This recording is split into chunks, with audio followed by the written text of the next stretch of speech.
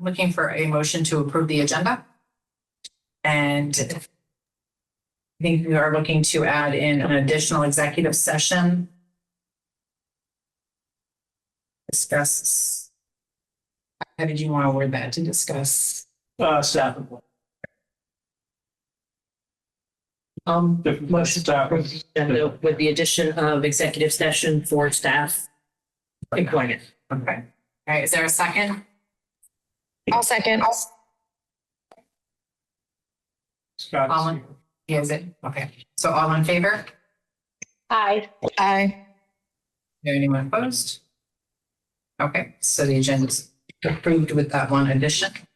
Is there a motion to approve the minutes? I will make a motion to approve the November 6th, 2025 minutes. I'll second that. Okay.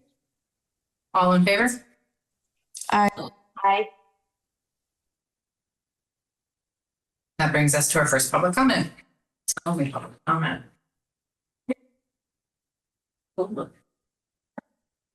Hi, my name is Caroline Connolly, and I'm a special education teacher at Chester and Dover Elementary School.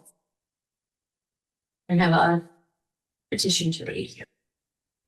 Dear TRSU, Ludlow, Mount Holly, and GMUSD board members, we, the undersigned teachers and support staff, call on the TRSU board to settle a fair contract with the Two Rivers Southeast Education Association and Ludlow Mount Holly Education Association for our certified staff.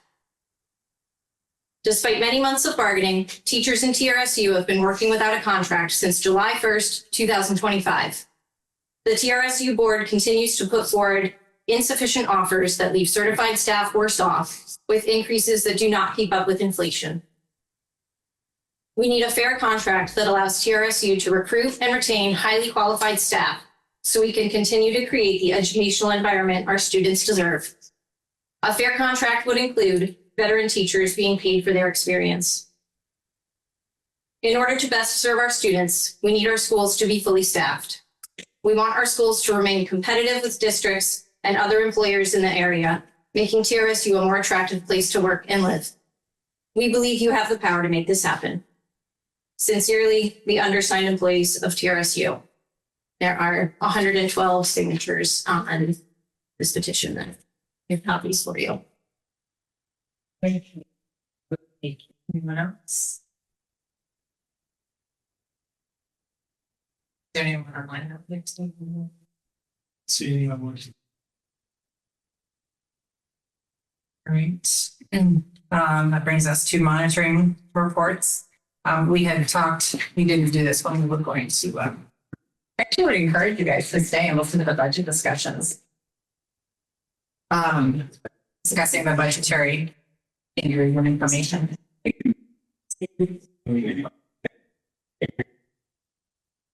guys want to talk about that first? Yeah.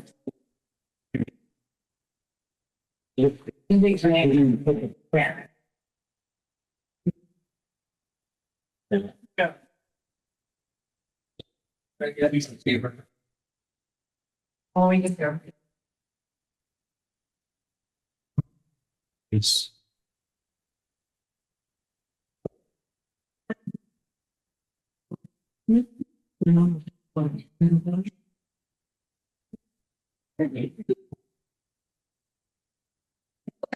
So we didn't move it when we were changing the agenda over here, so we'll just go with the superintendent's. not a heck of a lot to see there. There are actually two reports. One of them actually talks about the. Yeah, so there's some. So the first talks about the decisions made by the redistricting committee, what the potential impacts might be. And kind of looking at what they came up with, they actually have a couple of good ideas. The biggest one, at least for me, from an academic kind of standpoint, is the idea of the regional high schools. You know, if we're talking consolidation anyway, the one thing that will improve academic achievement is that economy of scale. You know, if you can get larger schools, especially at the high school level, where it's not posing an imposition to people to be able to get there in terms of travel time, you just are able to provide more programs, more extracurriculars, more specialized services. It's less expensive to do so. And you're able to expose the students to just a wealth of additional academia and activities that you could not do otherwise. And it's a lot of that outside stuff, outside of the classroom, in a lot of the high-performing schools that they're able to provide that actually make a huge difference in terms of the students' academic performance. So I think there's some good pieces there. The problem is that it doesn't solve the immediate tax problems in the state. We'll talk a little bit about that when we get to the budget. I am fearful that there will be a catastrophic collapse statewide within this year, next year, the way that things are looking right now. There was some like side discussion from some people that I think have connections within the state house and but local. And there was they were sort of equating it to what happened in Vermont. I think there's just not going to be enough money Statewide. but statewide. Yeah, it's terrifying. So it's there's a lot of discussions that are going to need to be had, and it's going to be a real time for folks to really roll up their sleeves, collaborate, and work together. Because it's I don't know, the old expression is, you know, we get there together, we're not all. Mm-hmm. And right now we're at the not at all stage. So that'll be a lot of kind of the focus, at least for me, within and around the district, you know, as we're kind of moving forward. The other piece was kind of an addendum. And the state in the last year passed the quality standards. There are a number of them that are in the packet there. There's rubrics that are associated with them that are directly evaluative of board work. And so these are a requirement. Folks are supposed to be working towards being proficient at these beginning with 2026. So this is kind of an introduction to them. The recommendation to the board, and it'll be all three boards that would need to work independently on these, is to find a way, subcommittees or whatnot, to examine each of those rubrics and put plans in place to change, you know, board operations to at least try to hit the proficient level on each one. The other opportunity that this does present is the ability to go out and actually talk about this with the communities and find out if the community prioritizes some of these standards over others. And if they do, those would be standards I would say that the boards, you know, should probably shoot for the advanced level. And that way, you know, showing support for what the communities and the constituencies like yourself. Has the district done the initial evaluation of where we think we have? Yeah. The admin team, they kind of came out of the blue. The admin team sat down together at one of our meetings and looked at each of the rubrics and went through the status. Yeah, and that's just a trial one. It's the piece of it to take away is that yes, they will be monitoring this on a yearly basis on where, you know, each of the boards across the state is. It's just the Florida. So I feel like I'm gonna notice around. So like, I just have a quick question. Is this something that if we were to talk about at a board level, we could change our board self-analysis at the end to be more directed at these? Yeah. great idea. Yeah, it's really about the idea that they went out and did some pretty good quality research on what good governance looks like. And so it's trying to get all the boards across the state. Not that there's, you know, there are really good boards. I work with a couple of them here, but it's really just trying to step up the game for the state. I think part of it too is in preparation for whatever the redistricting ends up looking. Yeah. They're going to need highly functional boards to be able to manage that level of change. Say, well, none of these will be in conflict though with the policy governance No. board behaviors that. Matter of fact, the way that their evaluation works is they have different rubrics that will go along with policy governance. The state has really pushed policy governance as its governance system for boards for a while now.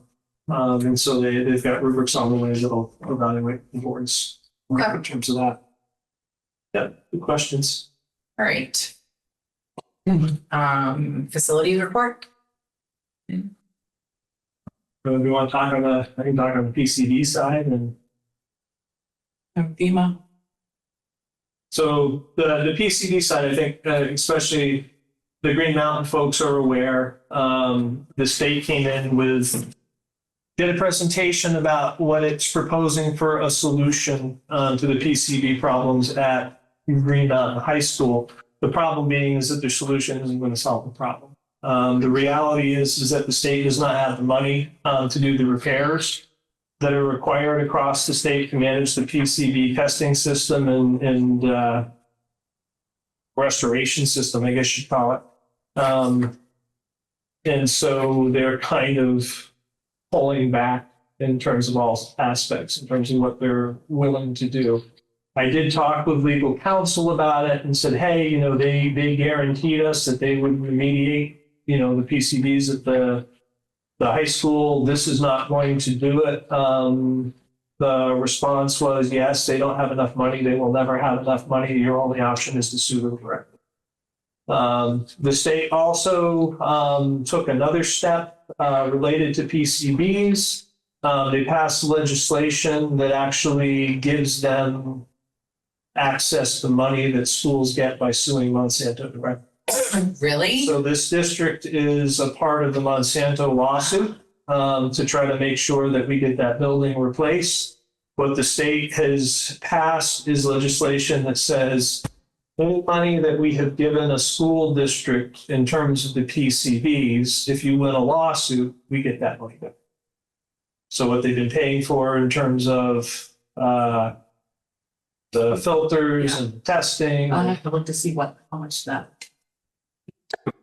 Well, the problem is if they don't remove all of the PCBs, which I don't think is possible without a building replacement, we will always have to test. Right? If it is on site, the regulations are you have to test just to make sure that even if you're filtering it and your filters are working the way that they should, that you're not having problems. There's not something going on that you're not aware of. Sure, the state isn't regulating people in their private homes. I mean, PCBs are literally everywhere. So we're going to bankrupt entire districts with this nonsense. And then, the kids are going home to houses full of PCBs. The sad part is, and this is the requirement, is that once they're found in above level, you still have to. Yeah. So districts are still on the hook for it. Clarify for me, and I might be thinking PFAS, I don't really remember. One of these things that we were testing for, the standards nationwide are at one level and the standards for schools in Vermont are at a much more stringent. That's true of everything. That's true of lead. That's true of PCBs. That the state did that with everything. So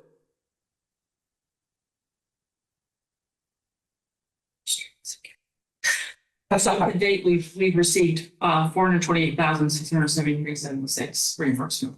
so and we could sue for Replacement of the building. If we get any money from the suit that we have, that much of it goes back to the state. but we could sue for more at this point, or we can only sue for what we've. No, we could sue for a replacement of the building. Yeah. And so what I did is I asked Todd, and he was great about it, as well as the company that we work with, to do additional testing. Because what happens with the PCBs is they outgas, and then the chemicals are in the air, and then they get absorbed into all the other surfaces. So after 50 years, all the other surfaces are contaminated too, and they will outgas as well if the concentration goes below the concentration of the walls and other materials. They did the further testing, and yeah, it's everywhere. So the only way to really get rid of them is to replace the building. Not only are they in the building, but there is evidence that they're in the soils around the building as well. Yeah. But, Better. and I gotta put this caveat on publicly is we at least know they are there. A lot of schools don't. And the systems that we have in place to get the PCBs at the levels they need to be for it to be safe for students, we are there. So we know it's there, which means that, we have the ability to control them, and we are. That's not true for a good number of the schools around the state. Right. Yeah. Want to talk on the FEMA? Yeah, so Wednesday, I went to Chester Hanover with Christine Gadbois, who is from Vermont Emergency Management. And we did a tour of the building to see the cramped spaces that are there for her, because she's gonna help us write grants. Okay. Probably to get some money. She has a big plan of replacing the building. I'm like, well, if you can get it fully funded, then maybe there's a conversation, but I don't know that this community would support funding rebuilding of another budget, another building. I think we'll probably get somewhere around $1 million. Probably the high end of what we might get for FEMA. We did the final report. By we, I mean the guidance people that were working for did the final report to FEMA. So hopefully within the next few weeks, we will know what we're getting from FEMA, and then we can move forward on the addition that is off the, I don't know if you're familiar with the building down there, but off the intermediate side of the building. So we have Toward the field or toward the field. It's not the side we wanted to go on because we have to do an elevation and there's a lot more work that has to be done, but it has to be out of the flood zone planeway, whichever one that it is. She just feels that the whole building's in the flood zone, we need to get it out or rebuild it, and but hopefully she can provide us grants and we need to talk about it. It's moving forward, which is more than what we've done. In a way that feels like it's. Yeah, and she took pictures and she was just shocked at the cramped spaces and the crowding and multiple special educators in the room providing services and Yeah, I'm glad somebody saw that. the reading specialist is in the closet type of thing, and it's just took a lot of pictures, and she's going to meet with Lane, but maybe ultimately do a presentation too. Perfect. See, the other piece I think that's important to add at this meeting is that there was this idea that was out there that, they said that, it's not a priority to have to deal with the overcrowding at Chester Hanover. That's not what Joey said.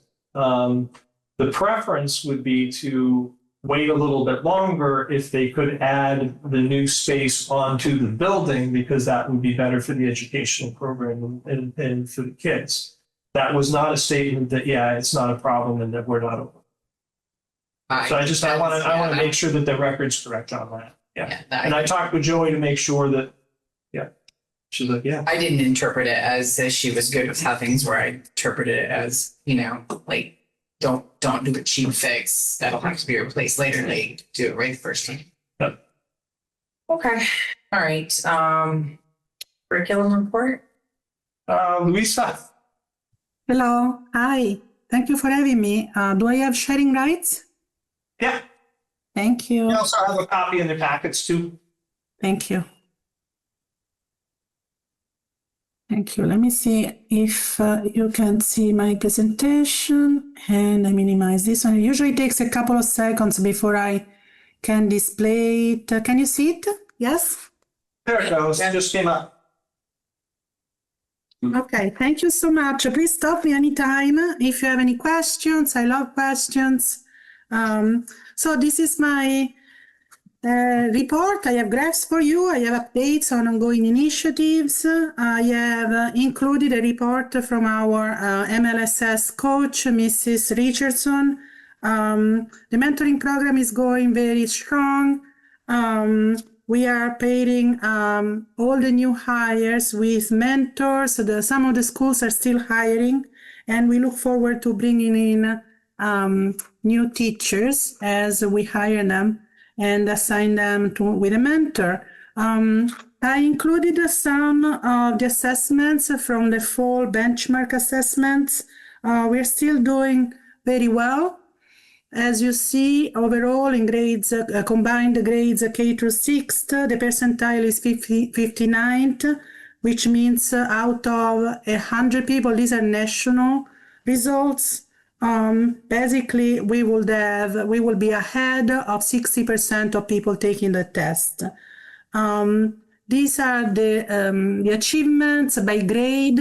As you can see on grade 6, we actually have a very nice achievement of 71st percentile, which is really high.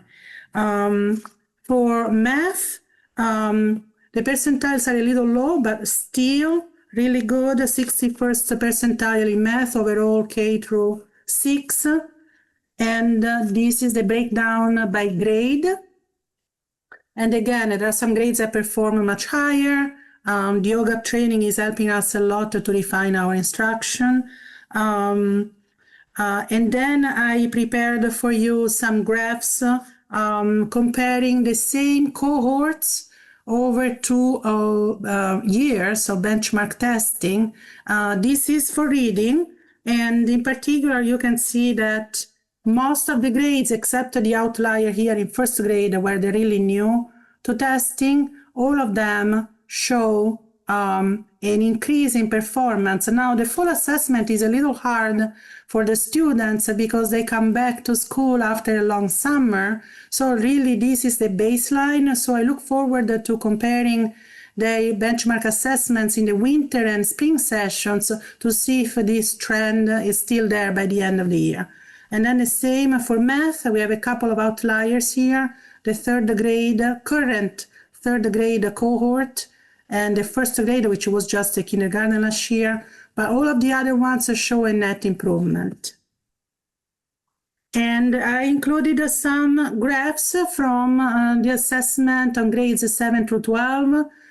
This is still like in the early stages. We have implemented the IXL testing full scale, and the students are still relatively new to this testing. So I'm expecting to see an improvement as the year progresses, and we will compare this with the assessment by the spring. And then I wasn't able to bring you the 3-year comparison for the VCAP assessment because unfortunately the spring of 2025 assessment is still under embargo. Believe it or not, by now they should have released it. They didn't. The state released effect sheets, which I linked to my presentation, talking about the overall performance of the state, but we are not allowed to share the comparison between the state results and the individual districts, although we sent home the results of the VCAP assessment for the students at the beginning of the year. Current initiatives, as I mentioned, our MLSS coach is visiting all the schools.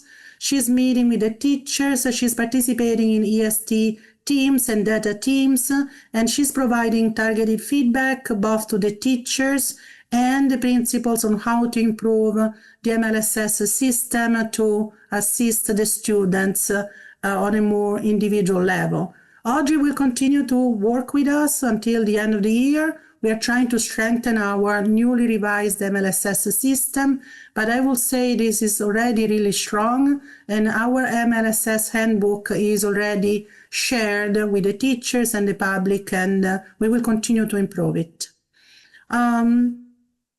This is a report from Audrey, so if you have read it, if you have questions, please let me know. I can also bring these questions, the questions you have to her, and provide you with a detailed answer also.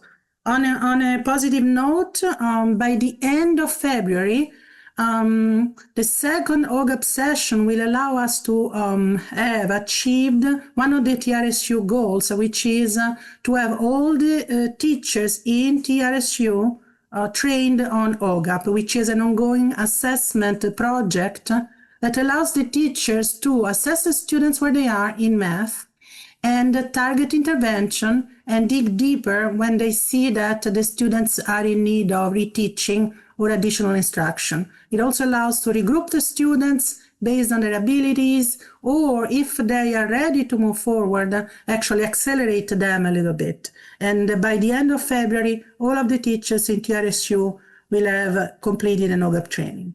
This is a success for TRSU. It's also something I want to compliment my predecessors for, Julie Para and Emma Bastola, for starting this 3 years ago. We are in the process of revamping our curricular maps.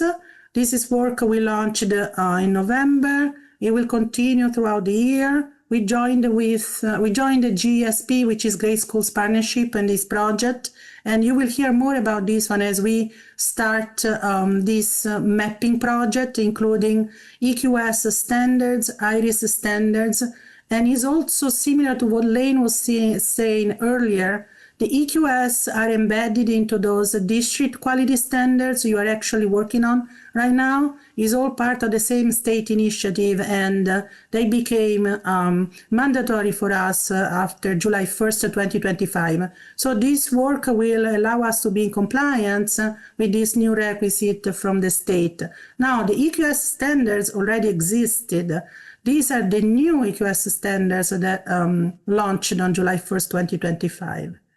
We are also going to resume the work with creating and finalizing a walkthrough tool for informal observations, and we will refine it in the upcoming months. We will create a tool that the principals will use to determine what the climate is in the school from teaching practices and from inclusion.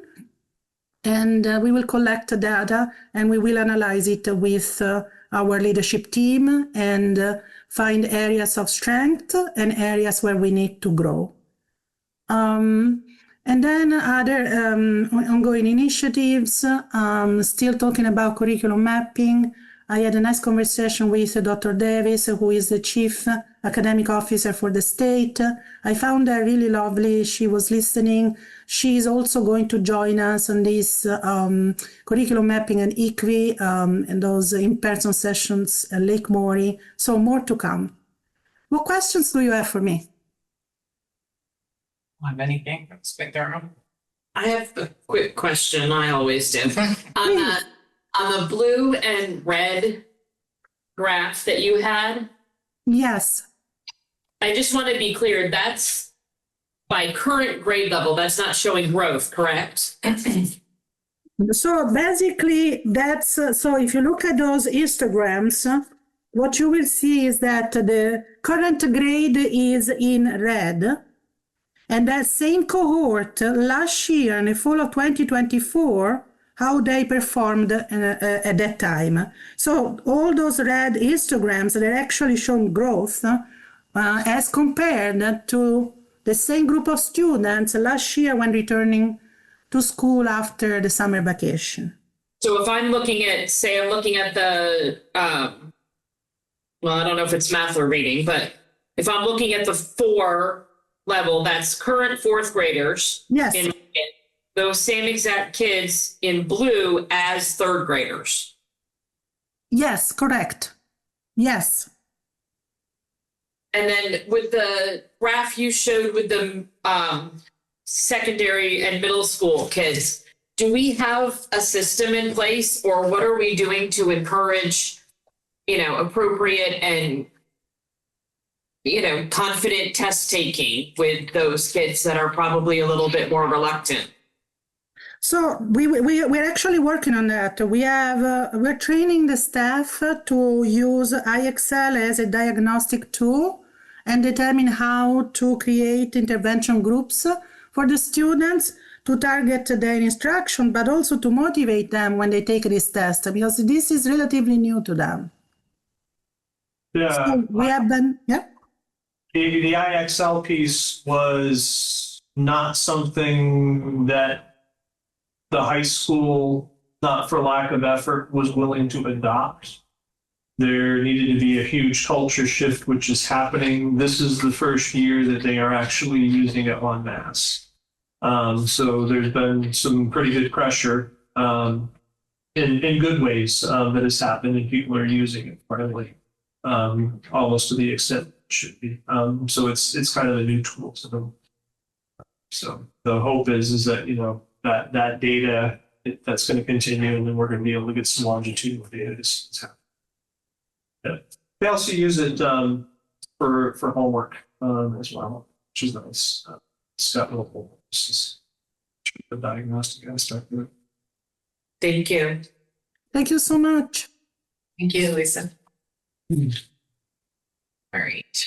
So that'll bring us into financials. So we're going to do just the regular financial report and then the budget. Is that what we're doing? Yeah, and I don't know, there's not a lot to get into with the financial report. I mean, I put notes on the bottom of things that you're aware of that are happening.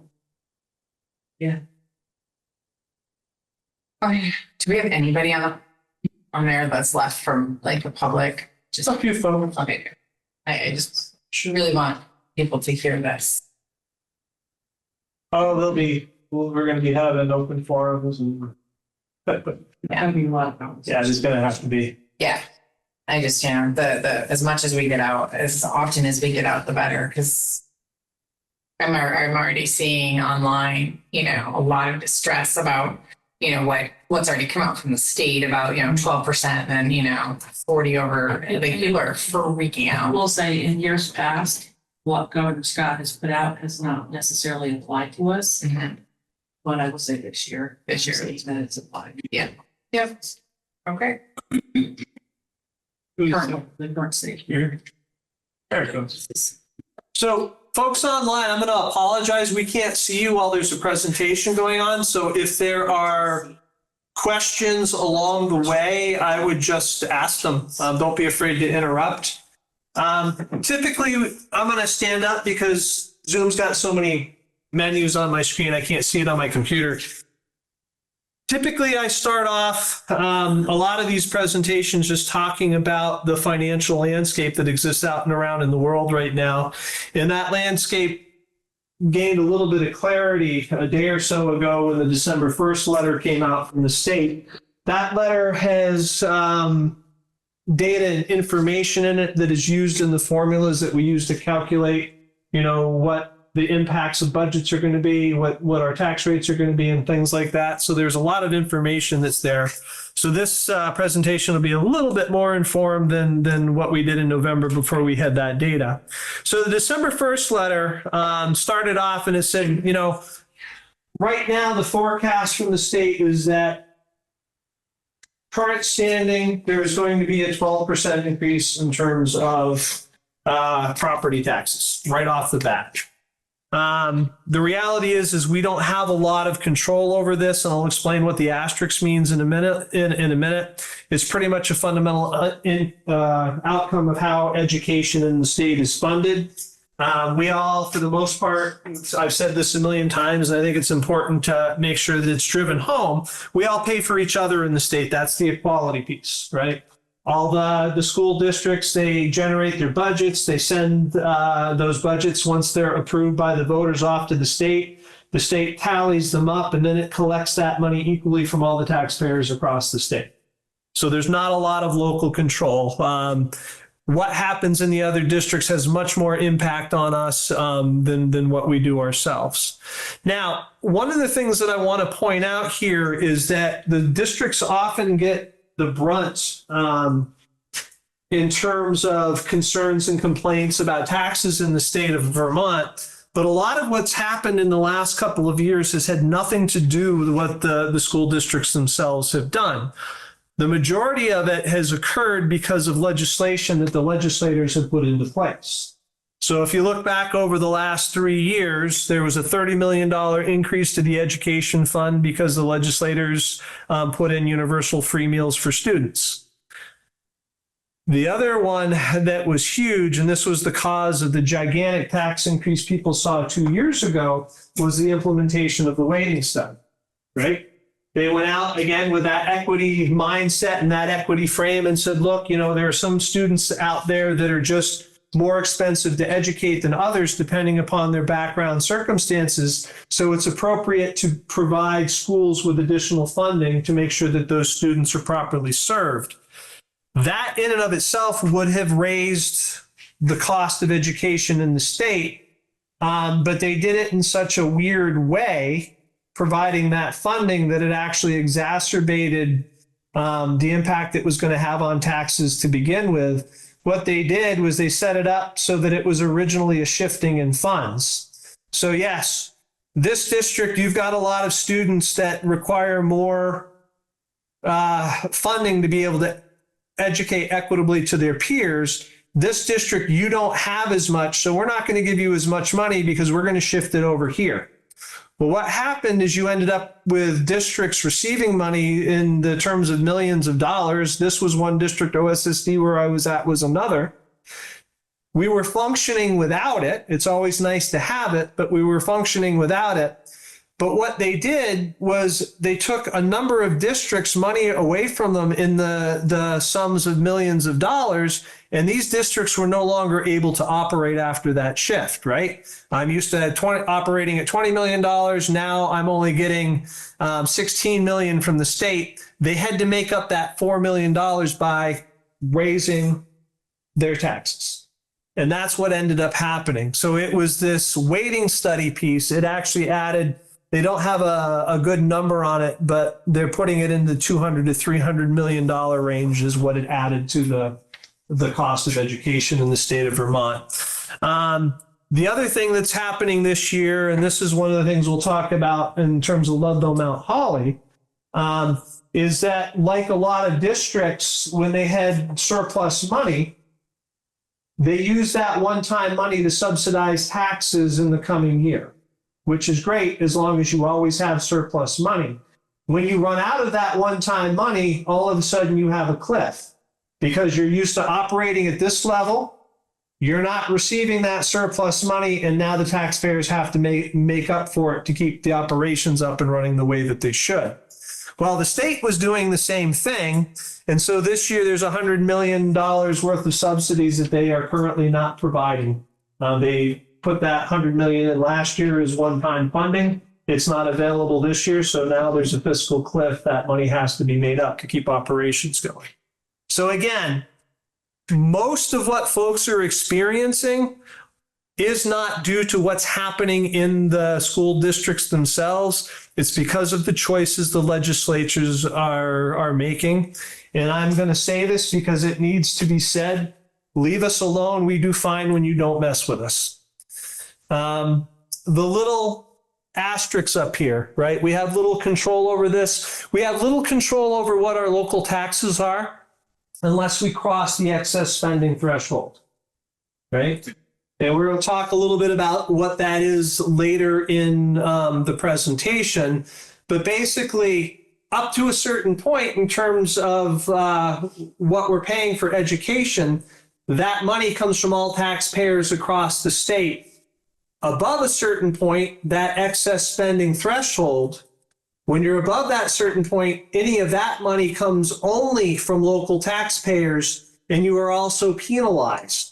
So not only are you paying it only from local taxpayers, but you have to pay double the amount that you need. That's the penalty. And we'll talk a little bit about that as we get a little bit later in the presentation. Questions at you guys?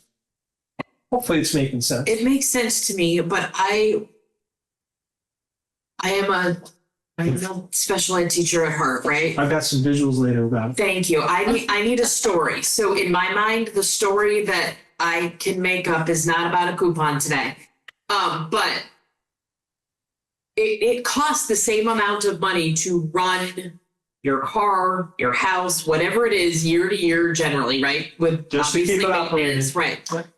And whether you pay for that at the beginning or you pay for it as you go or you pay for it at the end, you're still kind of dividing that money up. It's like buying your propane on a budget system and paying in July when you're not using the propane. And I feel like that's the model of the state, right? They're they're dividing it out amongst all the districts and we're paying one big education bill. We're not paying the Ludlow Mountain Holly, the Green Mountain, the TRSU.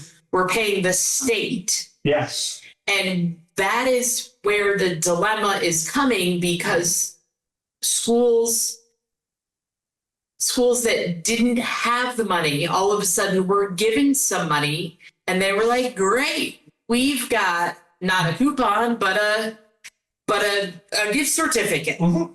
And so now they're spending that amount of money, and whether they need to or not, I'm not going to judge, but we're having to divide that into our big We're bill. having to pay a significant portion. Is that a story that is clear? Okay. Yeah. You know how I have to. Now, if from a business aspect, and it'll be clear when we throw a graphic up, if we take the human side out of it and taxpayers out of it and just look at it from a business aspect, the system is set up where the leverage point is the excess spending threshold. Every district, if it were smart, would push their spending right up to the excess spending threshold, because 2/3 to 3/4 of that money is actually coming from other people outside of the local district, right? But the problem is because we're all connected, when all districts do that, everybody's taxes go up. So the only way to solve the tax problem under the system that the state has is all districts have to cut, or the majority of the districts have to cut. Unless all districts are reducing their spending, nothing's going to happen. You can have half the districts in the state reduce their spending and the other half increase it, and your taxes will still go up. Heck, we did calculations in Ludlow Mountain Holly last year where what if we just get rid of the schools completely, and their taxes still are going to go up a little bit, right? So it's just it's a function of that, their attempt at equality. The problems are historic, that whenever you try to do that equity, which is a noble thing to try to do, expenses go out of control and inflation goes up.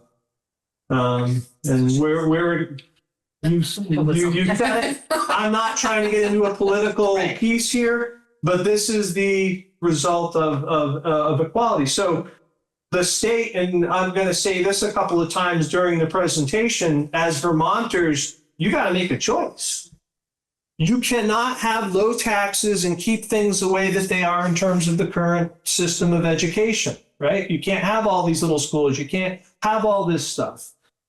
It's great if you could.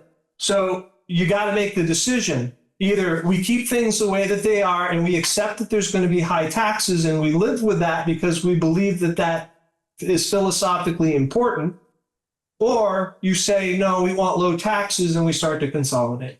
Those are the two choices. And people can argue and fight and scream, and we watch it happen, and it's a normal reaction. But the reality is you can't have it both ways. And it's past time that people make a decision as a state and move in one direction. And I'm not suggesting that I believe the governor's plan is going to solve the problem. I do not believe it will, not the way that it's structured. But anyway, off my high horse. One of the biggest pieces here, and again, this goes back to equity, which again is not a bad thing. It's a good thing. It's admirable. But one of the biggest impacts that we're going to see in our district, especially talking about the TRSU budget, is the impact of special education. Special education, the costs have been rising astronomically.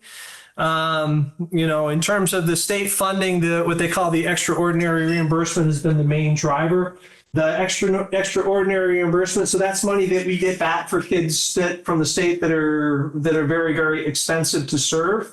That has doubled in 1 year, from 2024 to 2025. Doubled. It is doubled in 1 year, the cost and the expenses. It's revenue, so it's the good and the bad, that our expenses are that high that we get that much back, but it's. But the taxpayers have to pay for it, right? It comes from somebody. And so the driver of this, it kind of goes back to some of the things that we talked about at a Green Mountain meeting, is in the state of Vermont, we're seeing more students, even though the overall enrollment of students in the state is going down, the number of students that are going on IEPs is increasing, and the disabilities that we're seeing more and more of are the more expensive ones to serve, right? It's autism and emotional disturbance. One of the reasons it's so expensive in the state of Vermont goes back to this idea of the economy of scale. When you have small schools, you do not have the ability to provide the services for these students within your own schools. Economy of scale is not there to do it. So you end up having to send them out to outplacements, which cost hundreds of thousands of dollars a year, not including transportation. So this idea of consolidation and economy of scale has a dramatic impact on the cost of special education in the state. We cannot provide the services in our small schools, so we have to rely on outside services, which are incredibly costly. And one of the reasons that things are going up. One of the things, and I like to point this out, I try to, when I think of things, the human aspect is incredibly important. It's the most important, but I try to do little mental exercises or say, okay, let's not think about the human aspect and let's just look at what the data is telling us. So we've got this cost of special education that is going way up. The goal of special education is to include these students into the regular environment so that they are learning and achieving relative to their peers. Despite the dramatic increase in spending, the achievement gap in Vermont between IEP students and regular education students has not changed in over a decade. That is not due to a failure of teachers or people caring, but it would indicate that the system that we have in place is not doing what we hoped it would. Maybe no system will. I don't know. But I can say, based upon that data, that this system is not producing results that it's designed to produce.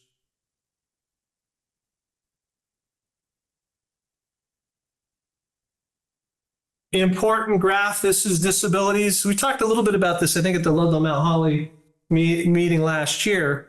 But as we look at, the drivers in terms of cost of special education, these are 4 categories, right? You've got the blue line. This is autism, emotional disturbance, other health impairment, and developmental delay. And so what this is showing is the increase in the students being identified with these disabilities over the last 5 years. So between 2020 and 2025, there has been a 60% increase in the number of students being found for IEP services for autism. So 5 years, 60%, that's a 12% increase per year in terms of autism. Emotional disturbance, and this one, emotional disturbance and developmental delay. These ones are key to me based upon a discussion we had at the Green Mountain Board a little while back. Emotional disturbance, the students that are being found in need of services for emotional disturbance has grown by 45% over the last 5 years, so that's 9% per year. Developmental delay has gone up by 20% over the last 5 years, right? So what's that, 4% per year, something like that? Why those two are important is the foundation for many of those problems are family structure. This is a culture, this is a climate, this is an issue that can be managed, but it has to happen in an outside of school forum, right? Schools, we can manage these students when they get here. We can't fix it. That has to happen because of community work. And if these rates are going to go down, especially the emotional disturbance and the developmental delay, that is going to require some community work and making sure that family structures are secure. It's one of the few ways to be able to impact those positively. So again, I put this up there because there is a lot about education and the costs that we incur that we ourselves do not have a lot of control over. The autism one, that is they're hard to tell where it comes from. The research, it says it's like an accumulated right? There's got to be some genetic factors. There's got to be some environmental exposure factors. Those things have to happen at a certain time during gestation. The current research is they call it an accumulated sort of disability. You got to have a whole bunch of factors that happen at specific times. And then it's probable, a person might end up with autism because of it, but so they don't have a lot of clear indications on what can be done at this point in time. Hey, Lane. Yeah. Could you check for some people trying to get into the meeting? Yeah, I just left, and there was one person that was there. All right. Perfect. Thank you. And good, remind me of that too, because I don't necessarily see those unless I'm standing at the computer. So thank you for that.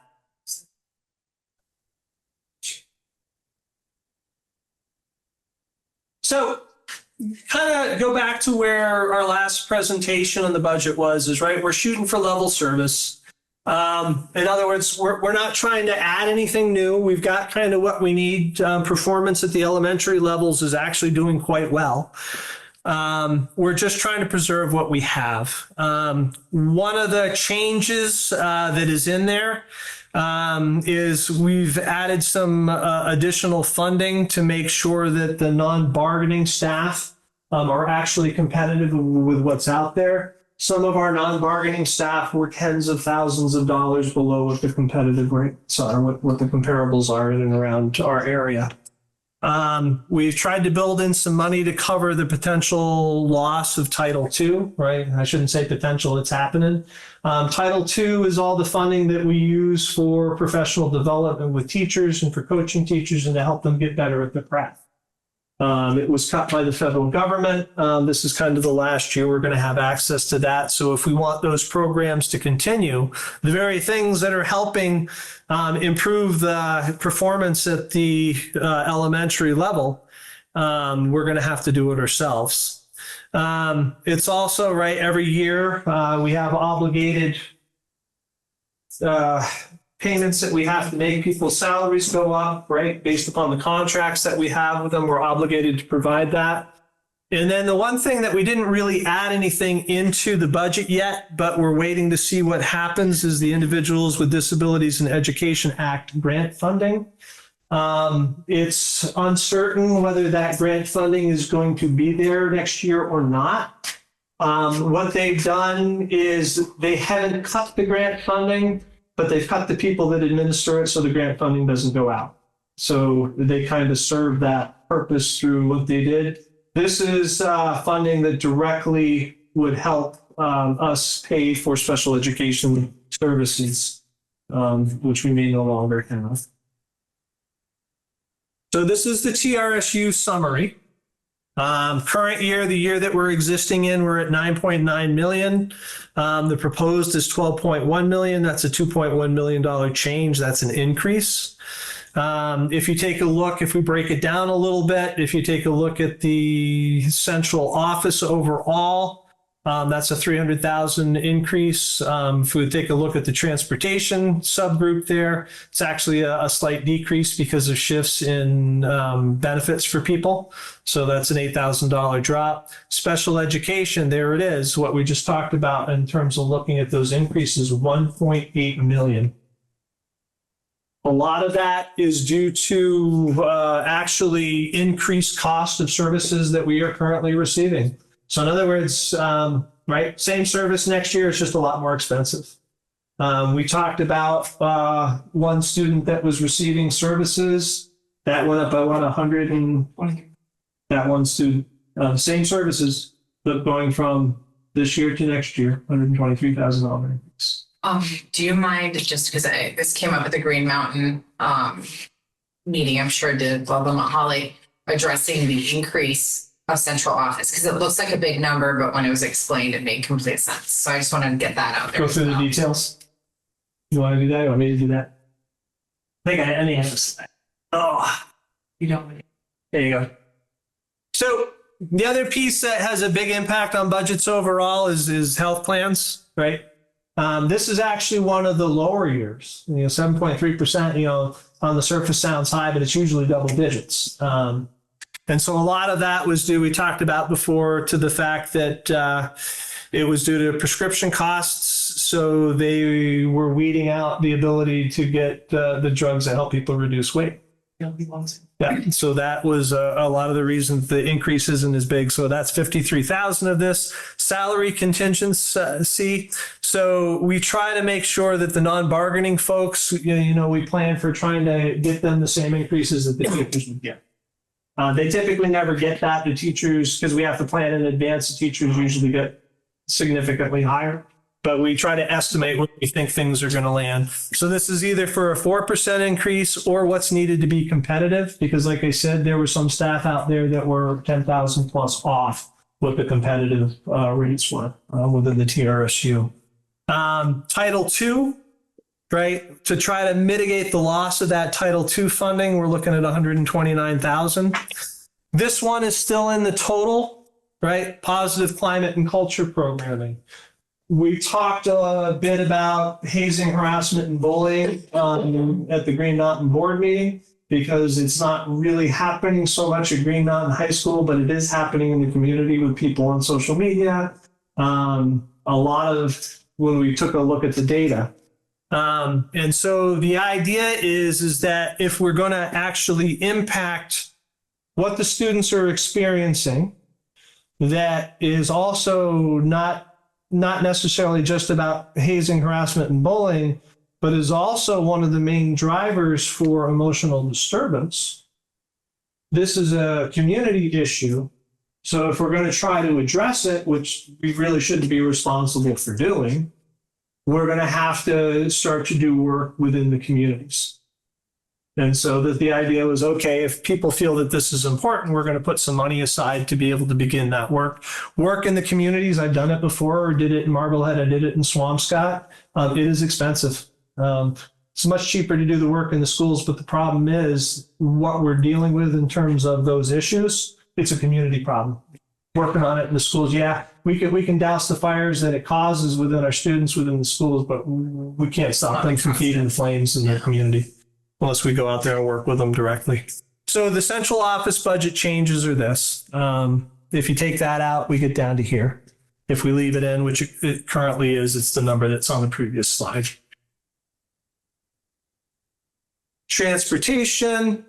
Overall, right, there's some changes. A lot of it was due to changes in the benefits that people were taking. We've got negotiations contingency, right? We've still got the Green Mountain support staff that have to go through negotiations. And so we're trying to estimate where we think they're going to land and what the impact is going to be on the budget because of that. There are some decreases. We had put in a substitute bus driver last year in the hopes that we could find one. We weren't able to find one, so we took that out. And then there was a bus loan. Was that on the Ludlow Mount Holly side? That is now paid off, so we don't have to put aside the $17,000 for that loan payment anymore. So the net change is it's a decrease of $8,000. Increase. Decrease. Decrease. Because it says increase. Oh. But I think it also has a negative. As a negative. That's me. That's my old eyes. I apologize. Plus the fact when we got we just got the December 1st letter. So this is the tough meeting because we're scrambling around right up until the meeting to get stuff set up. So special education. I'm going to say a couple of things about this before we go into the detail here. And this is something that I want the board to comment on, to give me a little bit of direction, because it's where my heart is telling me we should be going. I'm going to recommend what I call a diagnostic review. They are doing what they should, but to be able to find out what leverage points exist within special education, their service delivery model, and everything else, and whether or not it can be improved that might cut costs a little bit over time, is going to take somebody like me going in and spending a few months actually getting a handle on all of the operations, and then coming back with some recommendations about things that we might be able to change. I might find that there's nothing we can change. But the problem is that this is an in-depth study. I've done it in 2 other districts. I'm not going to be able to do everything people want me to do if I engage in this. But given the impact that special education is having on the overall budget, it is probably worthwhile. The two lever areas that I typically find, one are in the outplacements. If we are sending students to an outplacement, and spending that kind of money, we should be very specific with them about what we want them to work on. If I'm a student, I may have all these issues that I need support for, but there's probably only one or two of them that are keeping me from being able to be back here, getting your education here. That's what they need to be focused on, and they need to be held accountable for getting our kids to improve. If I'm paying you $300,000 a year in 45 days, I should see significant improvement.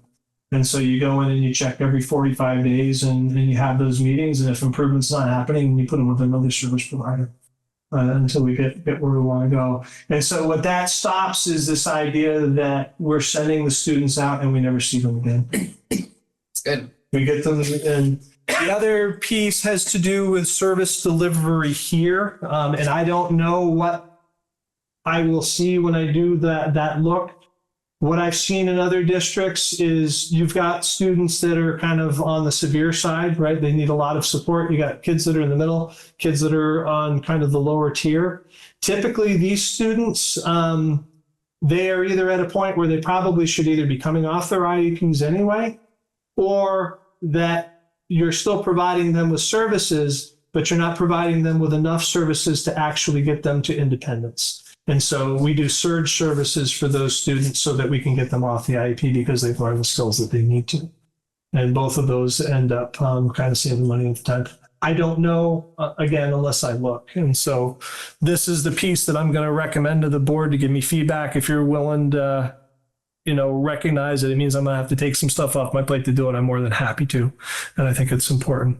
But these are the changes in costs here. So purchase services, evaluation and testing, that has gone up by $500,000. And again, and Cheryl can correct me on some of these because she was looking at them in more detail today as they were going back through the numbers. A lot of that is just increase in cost. Not necessarily doing a whole heck of a lot more. It's just what we're doing is costing more from year to year. Tuition cost increases. This is for the students that go out. A little bit of this is additional students, but a lot of it is, again, just increase in cost for the same services.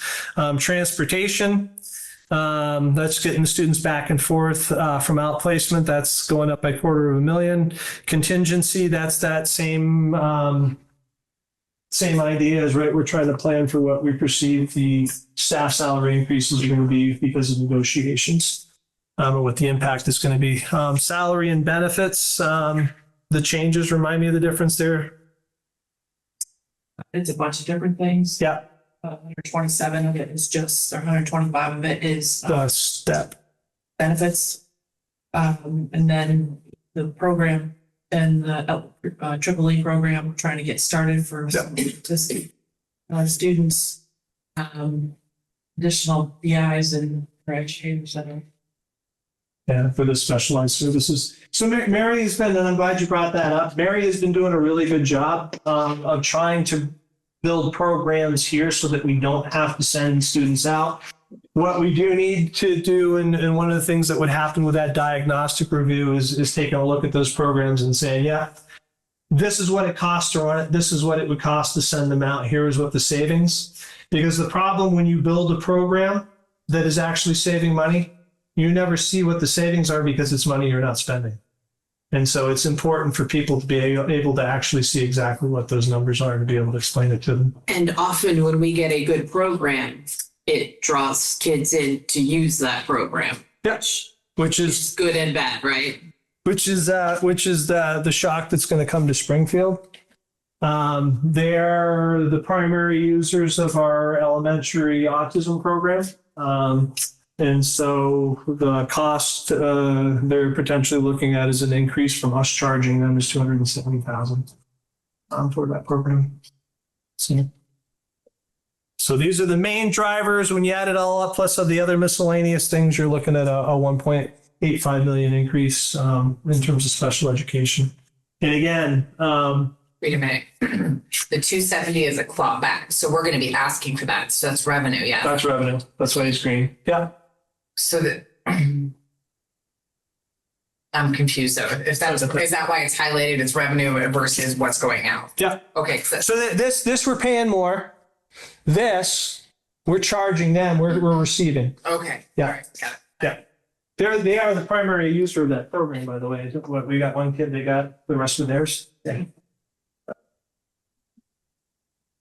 But that will change because there are a number of potential autism students in early ed right now. Again, that's happening statewide. That's what the numbers were about. We're taking a peek at. So this is currently what we're receiving under IDEA that we talked about, Individuals with Disabilities in Education Act. It's grant funding that helps offset some of the costs of special education. So the potential loss to this district is $415,000 if those grant funds don't come out next year.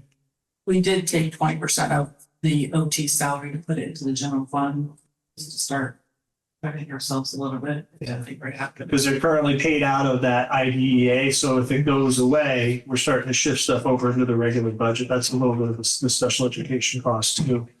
Just to make sure that we have to provide those services from those people that we have those services to provide. Why does it say software? Because we do the full book and the other one. Mary, what's the other name? SpedDoc. We pay those two. Well, we use EdDoc, and we use pay for Gold Book also in there.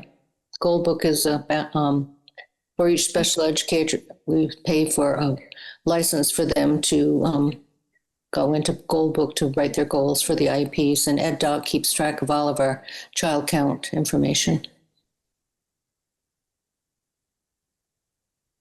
So kind of go back because again, we touched on the Ludlow Mount Holly. So the way that it works in the state of Vermont is they basically have three tiers in terms of money that we receive from the education fund.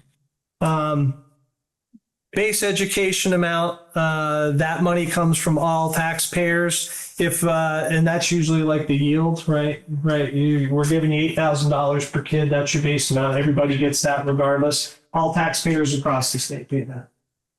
The second tier is what they call the risk pool. So all the schools, all the districts that need more than that 8,500 this year to be able to per child to be able to pay for their kids go and start to pull money out of what they call the risk pool. This money is paid for by the taxpayers of all the towns that are entered into that risk pool, which is all the towns in the state of Vermont. So there's really no difference between Everybody's tier two. Yeah.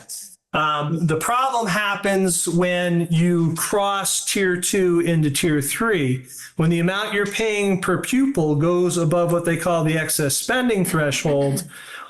All of that money above tier 2 that you're asking for or that you need comes directly from local taxpayers, and you're penalized times 2 for it. So if we need 100,000, the taxpayers aren't paying for 100,000, they're paying 200,000 to get that 100,000.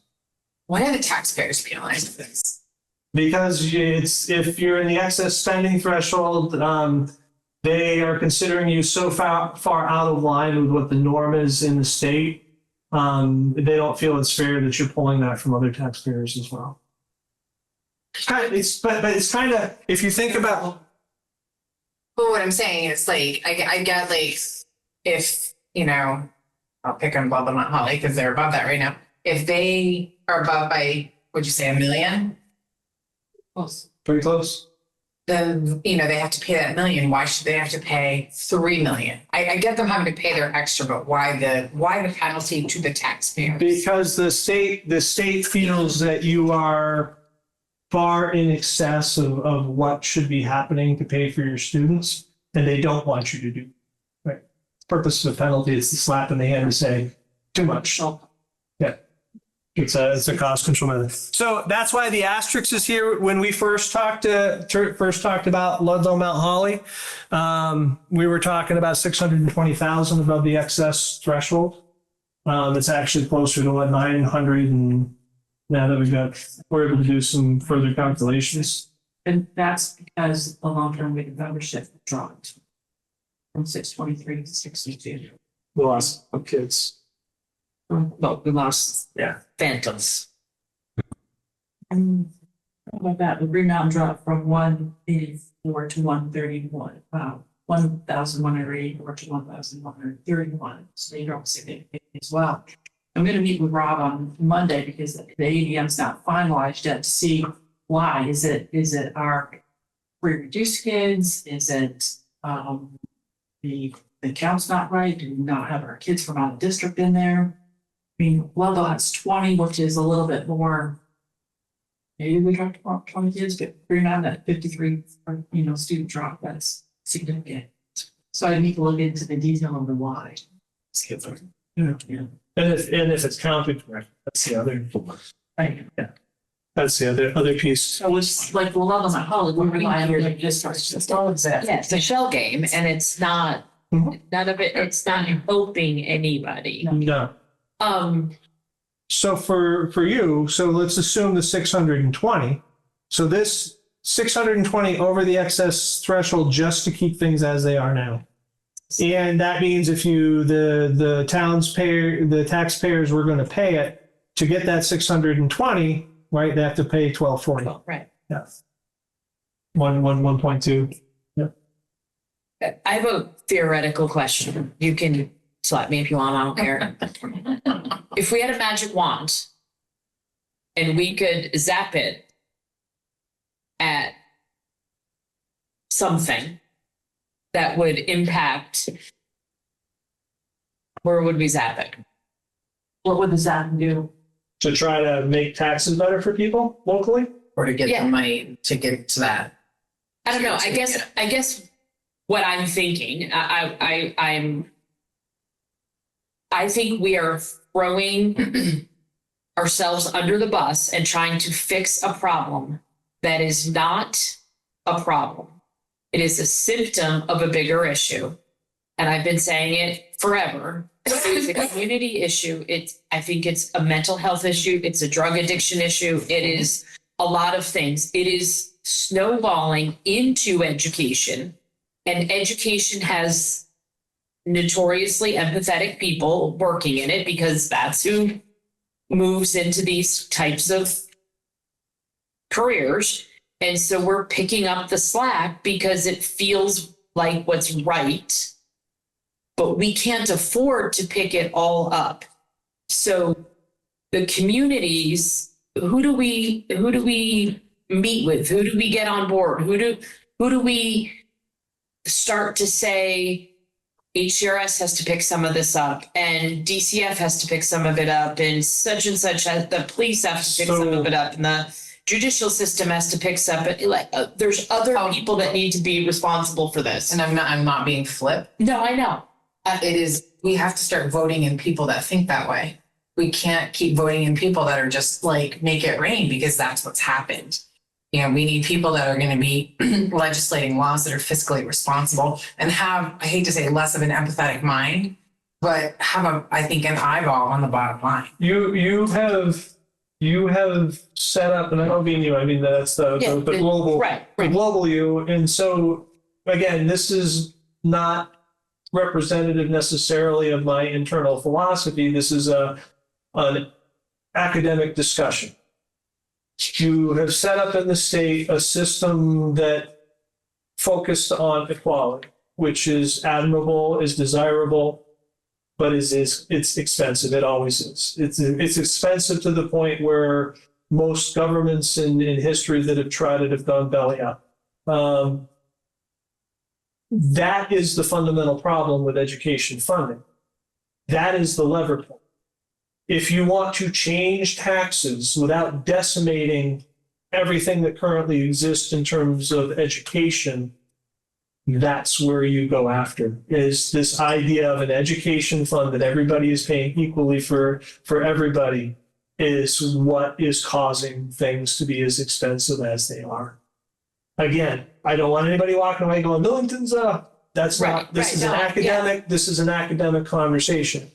The only way around that if philosophically we say, yes, we're willing to pay higher amounts because equality is important to us as a philosophy, is you need to start closing schools and consolidate.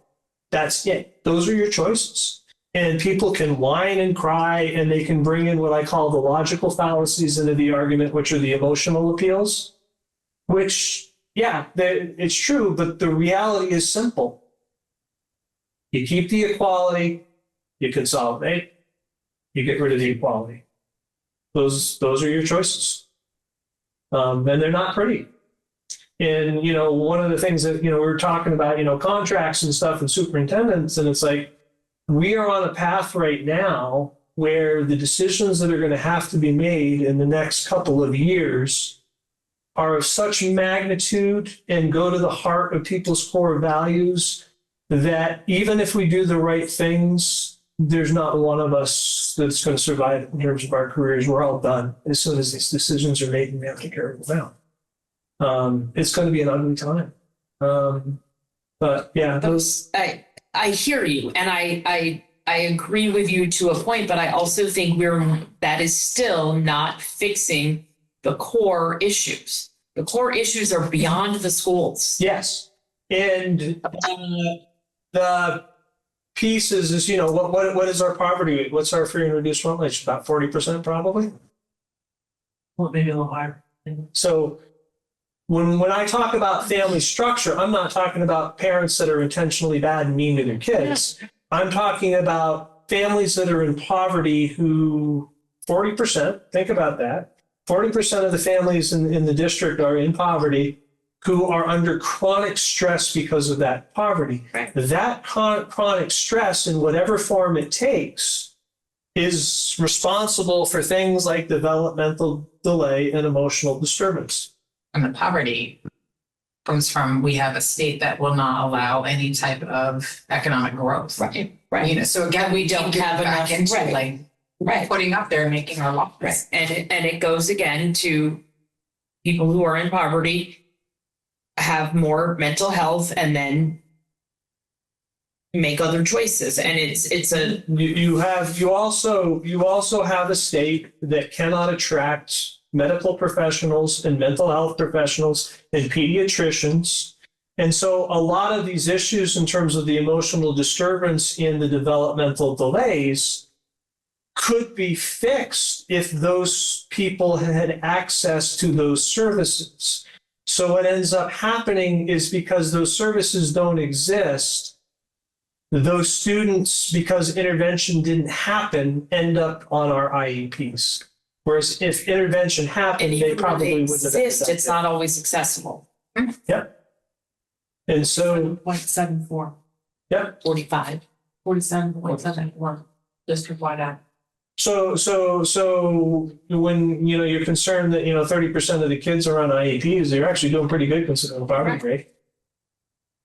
They go together. Especially, I mean, the graph was pretty explicit. And not only do they go together, they've been growing like crazy. I mean, I'm not going to ever say that AI or any of that is accurate, but on a quick AI search, our IEP rates in the state of Vermont are going up pretty Exponentially. as is our drug addiction rate, and it's about equal. Well, There's no direct correlation there, but I'm sure there is. I can tell you from my own experience, so I can't say that this is bigger than what I've experienced in the places I've been. I'm not opposed to you know, marijuana laws one way or the other. I could care less. It doesn't impact me. It's not something I do. The reality is that I watched in Randolph. I can remember the state legislatures coming in and talking and saying, "Oh, this is going to be great because we're going to send the tax money from it to education." And yeah, you know what you did.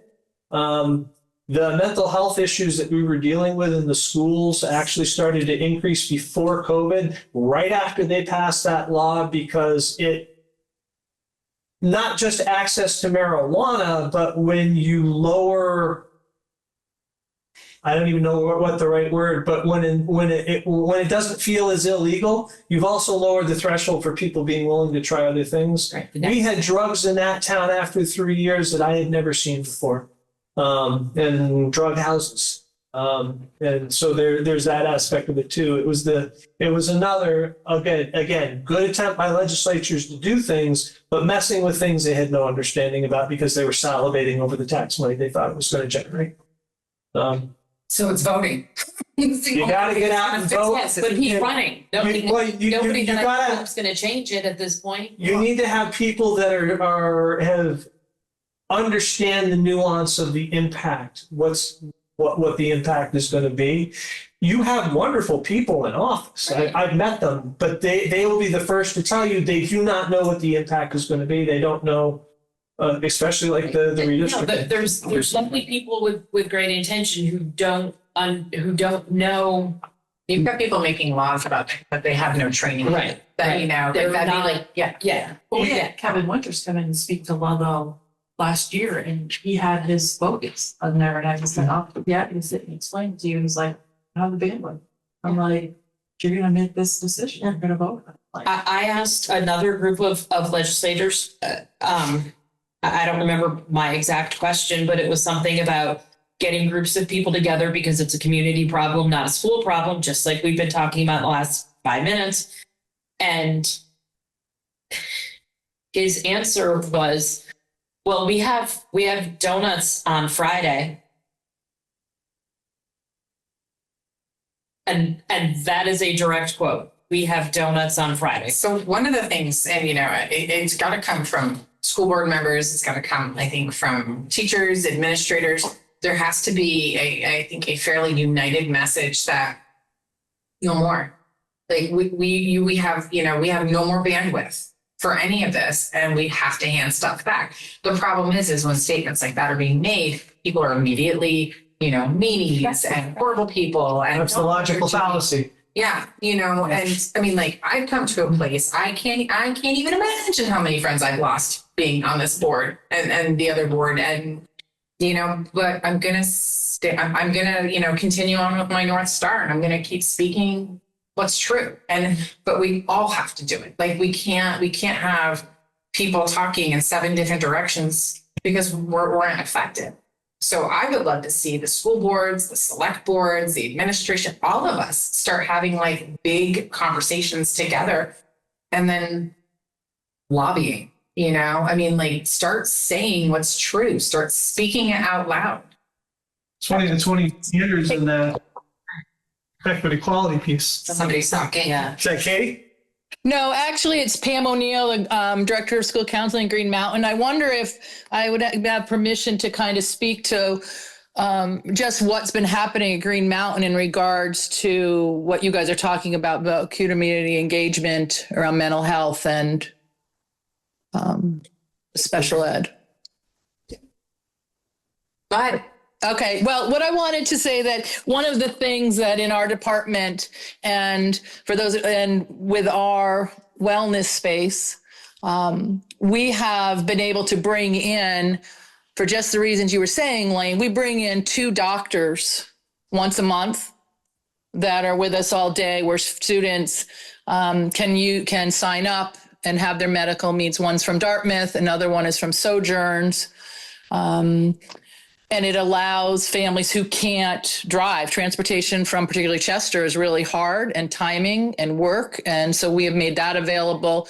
We've also have outside counselors who outside counselor who comes in to use our space in the guidance office to meet with students, again, who are unable, whose families for lots of different circumstances can't bring them in. We see it firsthand at the high school level. And in fact, one of our department goals, and we've talked with some of our local agencies, is to bring a symposium/conference inviting the people, Adrian, that you're speaking about, our legislators to see that while the state is having issues with like mental health and all that, we are in a service resource bare area. If we identify and refer a student for substance abuse, it's 6 weeks if we're lucky, if they have anybody in Springfield for somebody to see. And so that's a goal that in my department is how do we bring to light some of these issues when it's in the real light of these are our stories. These are our, this is what we deal with on top of needing to educate these students, but you can't educate them to their fullest extent if they're hungry, if they're cold, if they don't have running water, if they can't get their mental health needs met or medical needs. So, wanted to share that the Screen Mountain and particularly the guidance department really looks forward to planning a pretty large, if we can pull it together, symposium. Yeah. And as well as we do things with students at school, we will open it up to the communities to allow, so our families know what we're doing and saying to kids. But I thank you for letting me speak. But I thought it was a good platform to share. Thank you. Yeah, thank you, Deb. Yeah, in terms of the budget piece, kind of two final pieces, I didn't bring up Ludlow Mount Holly to make folks feel bad. I brought it up because I think it's important because we got a short amount of time between now and January when we have to vote on a budget and people need to start processing, just to start to get the word out there. And then the last piece to close out the other part of the conversation on the legislator side is the idea that these are long vision problems. The way that our politics is structured is they do not have the ability to solve problems that are going to take 10 or 20 years of planning and work to fix. It's just not how it works. When you have people that are changed over in the legislature in 2 years, their priorities change and stuff that needs to be carried out over a long period of time, which both education restructuring and these community issues would need to be. Just that's crux. That's one of the issues that need to be addressed somehow. Yeah, good conversation. I like that stuff. It gets me thinking. Okay.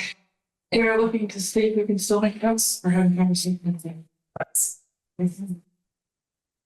Yeah, I think it's really that is the reality of it is there's ward level service. So the only way for us to come in is going to be cutting, and I think that's the other thing that we need to start having, again, saying the things that nobody wants to hear and being willing to take the heat for it. That's the position we're in. We're not making these rules. We're having to abide by them.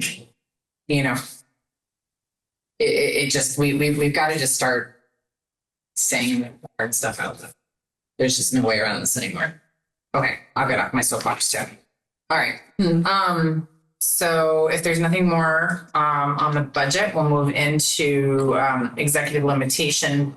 We have a third read. So that was just a couple of corrections on the, so I don't know, Katie, I don't know, Katie, if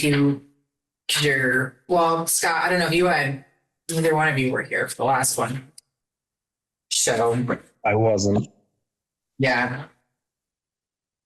So just a couple of corrections, and then we had third reads for the mandated policy. I'll just look front. Why did they have that come back for it? They brought up a good point. The wording, right? Because the policies apply to all three boards. Oh, right. We needed to change the wording. Yeah, which was good. So we changed that. Okay. Oh, good. Good. I can't see Caitlin, but I'm glad she's on because she was catching them all for us. Okay. All right. So does I know you guys being remote, unless you can access it on your phone. Caitlin, are you still there? Yeah, they look good to me when I looked at them earlier. Okay, excellent. Yeah, she did it. She did it word by word. And it's awesome. She says, "Oh, that's awesome." Yeah, no doubt, right? Okay. So if there's no other changes to, and I'd like to kind of do them in mass so we can move along. We still have a lot to talk about. If there's no further changes to EL 2.3, EL 2.6, or the mandated policies section C or section D, I'd like a motion to adopt those. I'll make a motion to adopt EL 2.3 and 2.6, as well as section C and section D of the third read for the policies. I think it's policies. Okay. Is there a second? I'll second that.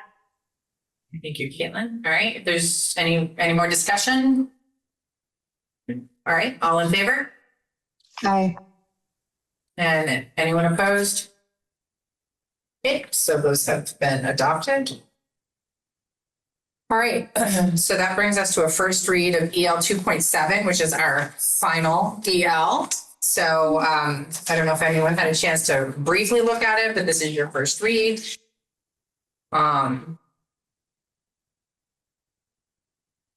Any suggestions or thoughts at the first look?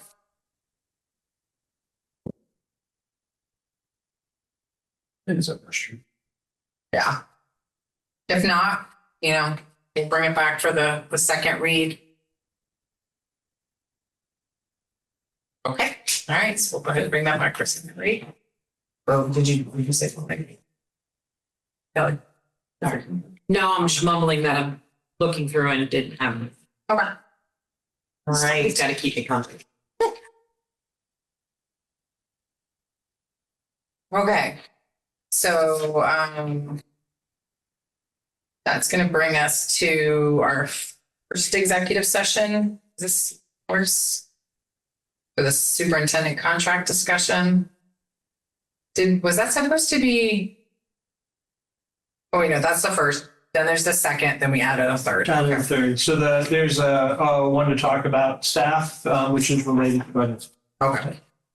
All right. So why don't we enter into that one? So I don't know if one of you that has access to it in front of you wants to read us into the first one. Not the superintendent, the one. So we're doing the superintendent one. Okay, so I can read that. Yeah. I'm reading this top one. Top one, and it's a two-part. Yep. I move that the board determine that public disclosure of the board's discussion regarding the superintendent's contract at this time would place the board at a significant disadvantage during contract negotiations. Okay. Is there a second? Caitlin, okay. All in favor? Aye. Aye. Okay, there's no one opposed. All right, and then the second part. And then I would move that the board enter executive session as is allowed under VSA 3131B to discuss the superintendent's contract. And I think we should invite Cheryl just for numbers. Perfect. Okay. All right, so Second that. who was up? Katie. Katie, okay. All right. All in favor? Aye. Aye. All right. Okay, so we will enter into executive session at 7:32. So turn it again. So we got folks back in. All right, you're good to go. Okay, so we are out of executive session at 7:48. I will make a motion that we authorize the chair and vice chair to negotiate a 2-year contract with the superintendent with salary set to the parameters as discussed in executive session. Second.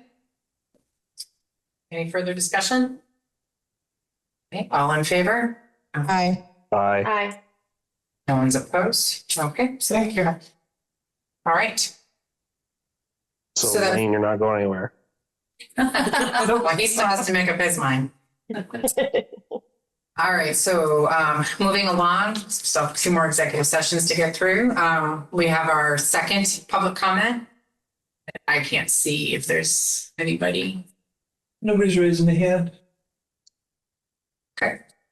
And is there any board comments that anyone wants to offer? I would just like to say Lane came to the town of Andover and sat with the select board I think it was last week. And the select board really enjoyed his answers to questions. And I asked him that if he would do that to all the towns, it goes far hearing it right from him instead of just us. Excellent. Yeah, they were a fun crew. The one thing is that some of our board meetings are on the same nights as the select board. So I might try to find a way to work stuff out. I don't think it's going to be a problem with Ludlow Mount Holly in December anyway. No, Because we but I don't think it's, unless it's Ludlow Selectmen's and our meetings might be, because Ron and I are off now. Yeah, no, Same night. they were able to talk, but I really did enjoy the time. To that end, I also think it's really important that we talk at town meeting. I said that at our Ludlow Mount Holly meeting last time. I just think that's really important and really beneficial when we're trying to pass the budget. Can I just add in that the board sat there and listened to him speak and him explain that how out of our hands a lot of the spending is through the state, and literally some of the comments that came from the board were, I can't see my face, but I know my jaw is wide open right now, because they were just in shock at how much money is being spent and how much money isn't because of our districts. Yeah, that definitely would be nice to have like widespread throughout. Yeah, and I think just with everything going on, all board members are going to have to be really, really proactive and, taking the time to have conversations with people, even if they're uncomfortable. I just want to say thank you, Wayne. I didn't know if I had that or not. But thank you all too. It's been it's actually been pretty good. It's been a nice change. I appreciate it. I appreciate everything. Okay. All right. So we're going to do next meeting and then self-evaluation, and then we'll have our next two executive sessions. So our next meeting will be held January 1st. Actually, as soon as I said it, I'm like, Well, read the subline. oh, determine. Okay. Determine it moved. All right. Yes, Upcoming calendars. Do you guys just want to do it the 8th? I don't have any of the warned meetings right now in my calendar, so just move it out one more week. Yeah. And I think the 15th is 14th and 15th are Ludlow, and then Green. and then Green Mountain. Yeah, so 8th would work. All right. 8th okay with everybody? Yeah, that works for me. Okay. All right. So the next meeting will be January 8th, and that will be at Ludlow Mount Holly. All right. So we'll do our self-evaluation. Find it? I don't have that document on there for you. Is it not on there? Yeah. I apologize. That's my fault. That's not a Sydney.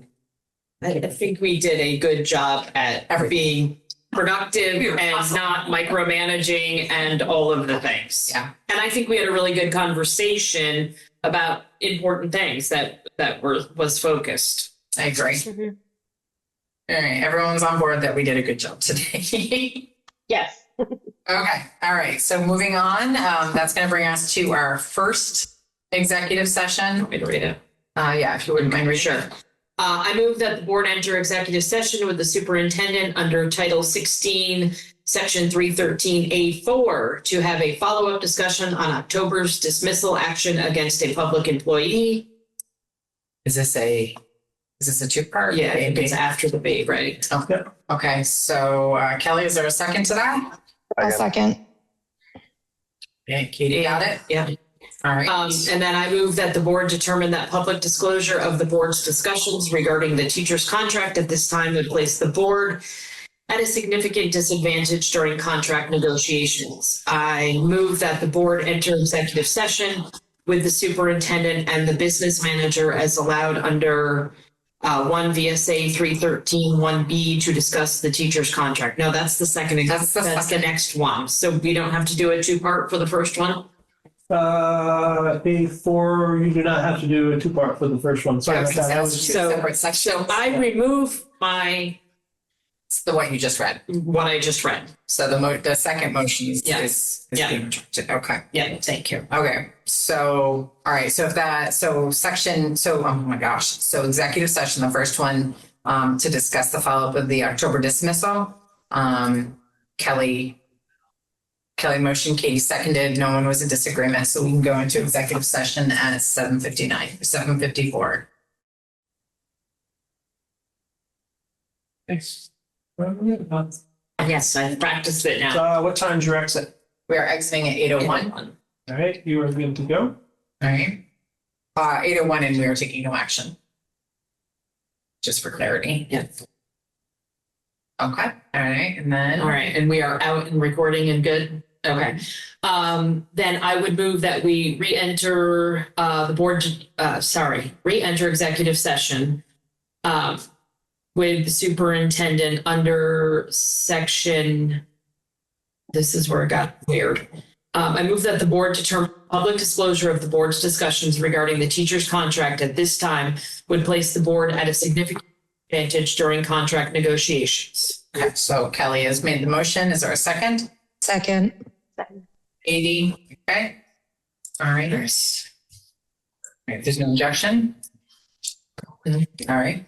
Okay, and then I would also move that the board enter executive session with the superintendent and the business manager as is allowed under 1 VSA 313 1B to discuss the teacher's contract. Second. All in favor? Aye. Opposed, so we are in executive session at 8:02. All right, So I've got the recording on and people are coming back in.